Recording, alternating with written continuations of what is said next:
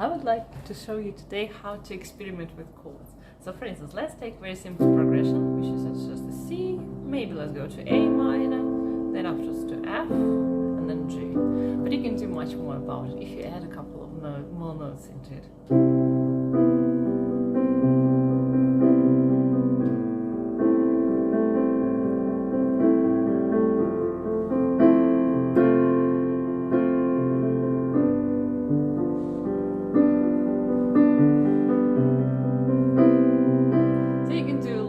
About it, and that's the beauty behind it.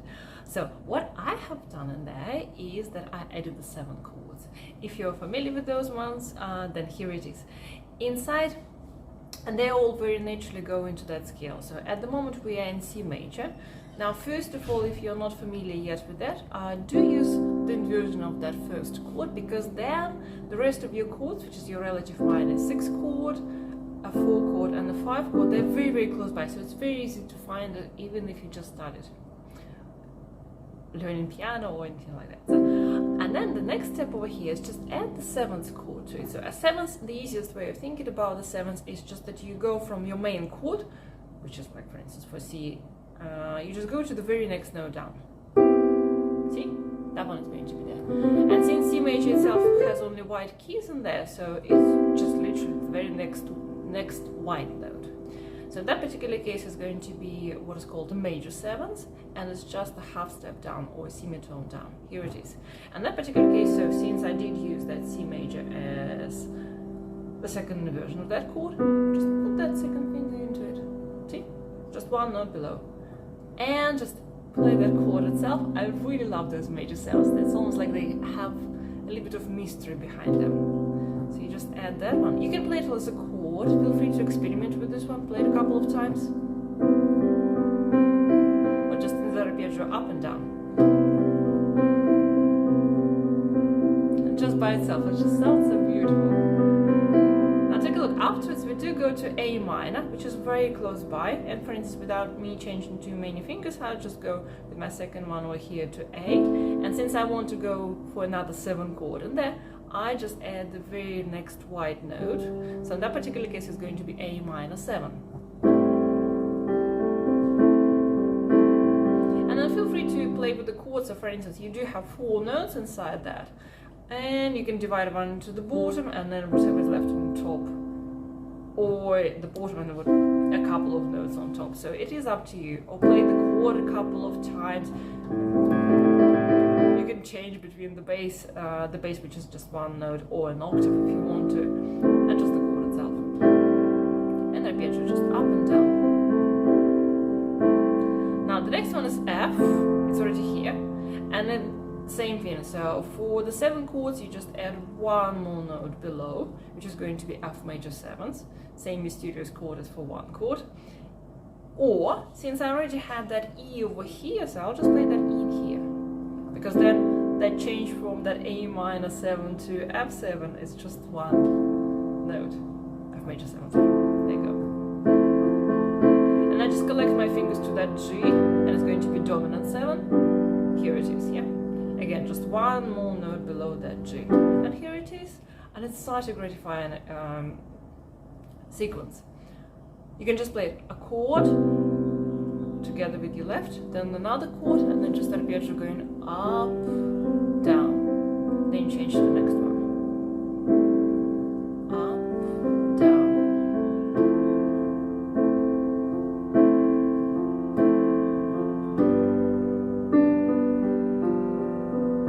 You can take a couple of clues from me.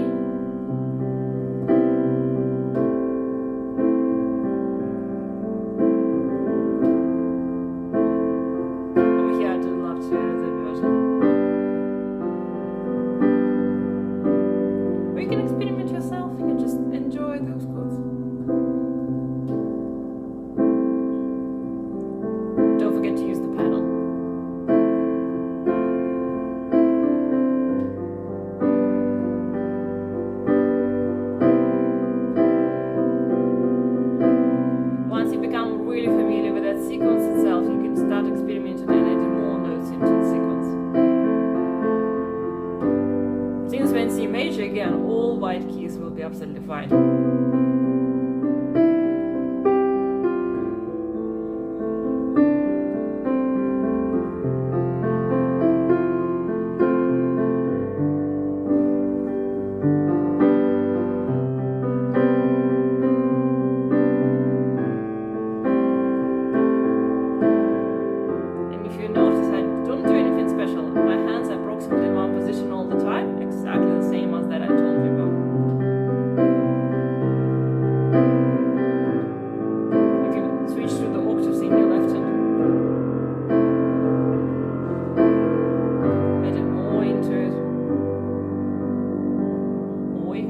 Upscale if you want to.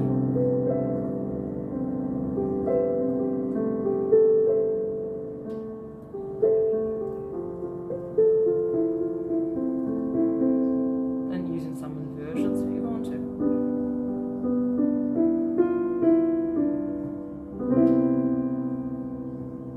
There's something special about those major sevens. One of my favorite chords, most favorite chords.